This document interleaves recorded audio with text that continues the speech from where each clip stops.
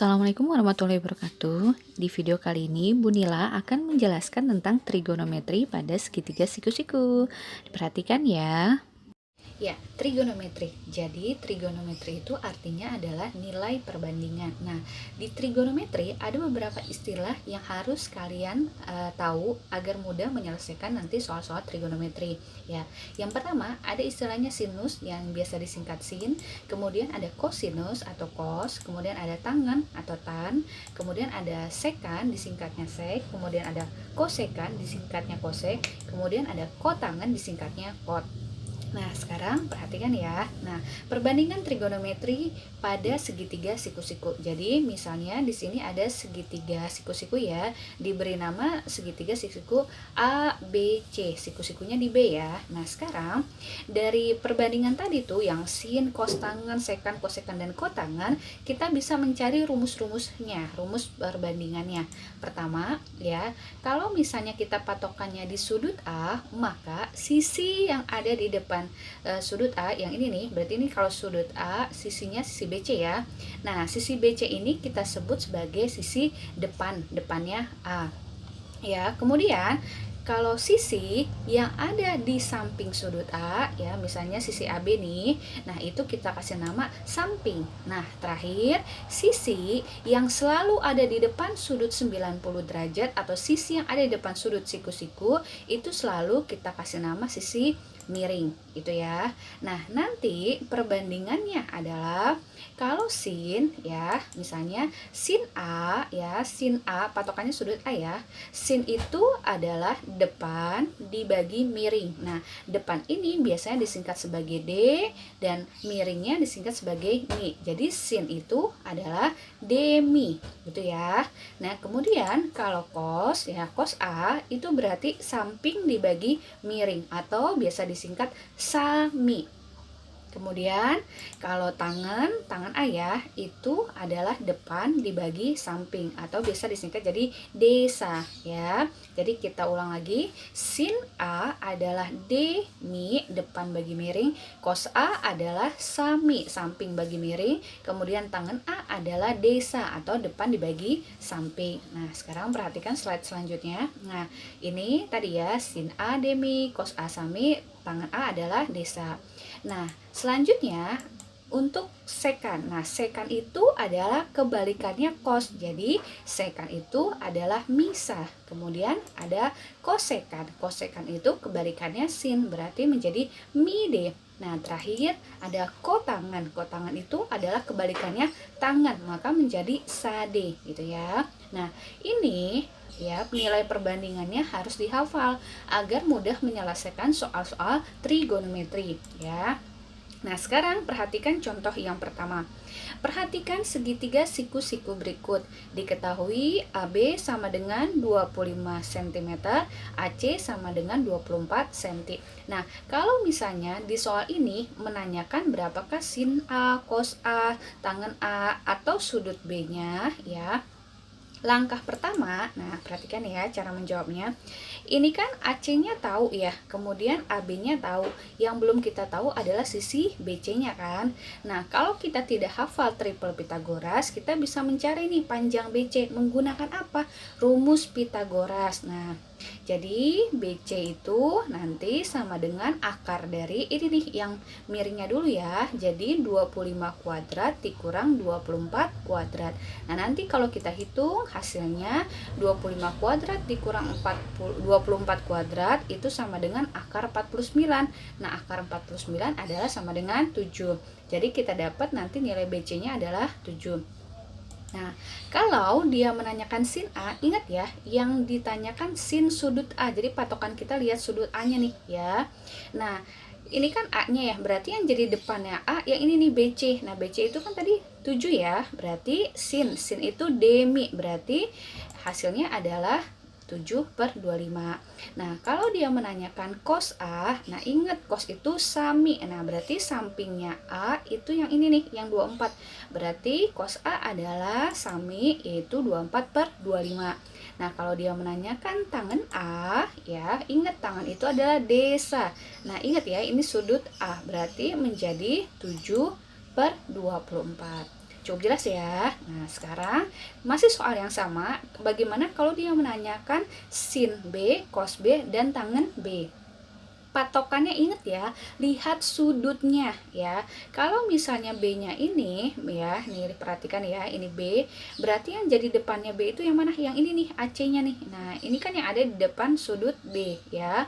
Maka depannya B adalah 24, berarti sampingnya B yang mana? Yang tadi nih, BC-nya nih yang nilainya 7.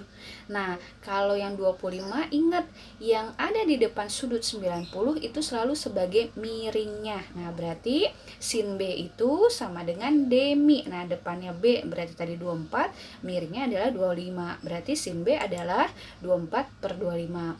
Nah, kalau cos B berarti sami. Nah, sampingnya B itu kan tadi BC-nya nih yang nilainya 7.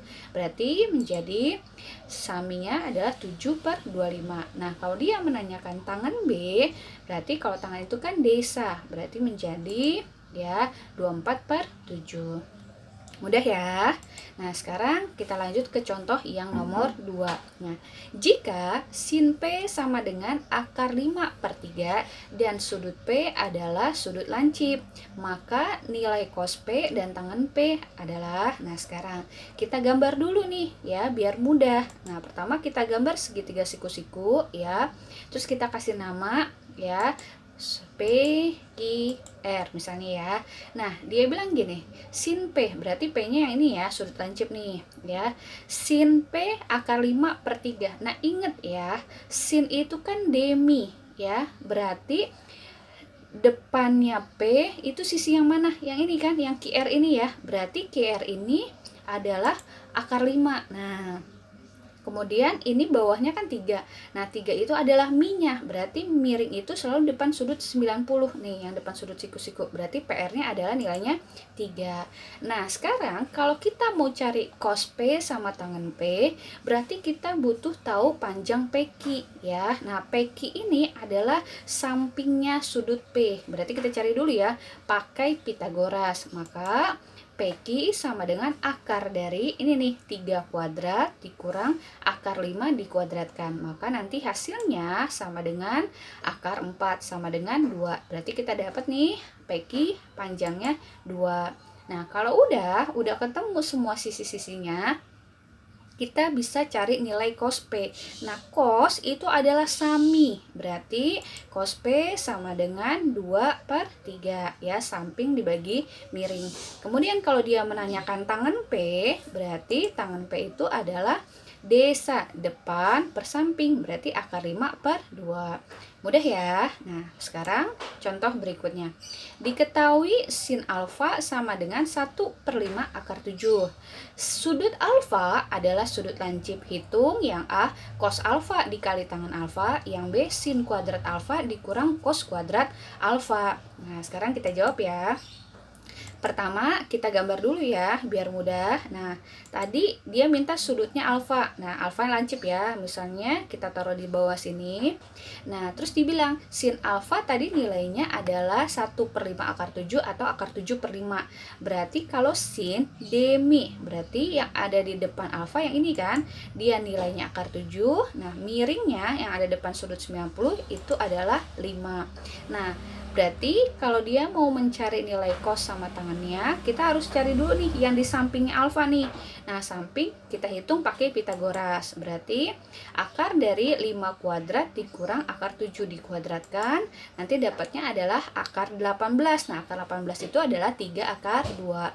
Nah, maka tadi kita namain di sini ya, ini 3 akar 2.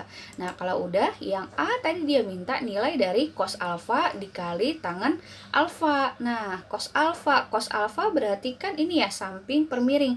Berarti sama dengan 3 akar 2/5 dikali tangen alfa. Tangen alfa berarti apa? Desa. Akar 7/3 akar 2. Nah, kita tulis. Berarti cos alfa 3 akar 2/5 dikali tangen alfa akar 7/3 akar 2. Nah, ini kan perkalian dua pecahan nih. Nah, ketika dikali ternyata ada angka yang sama ya. Jadi 3 akar 2-nya nanti kalau dibagi hasilnya 1. Berarti sisanya tinggal akar 7/5. Mudah banget kan? Nah, sekarang lihat bagian yang B-nya.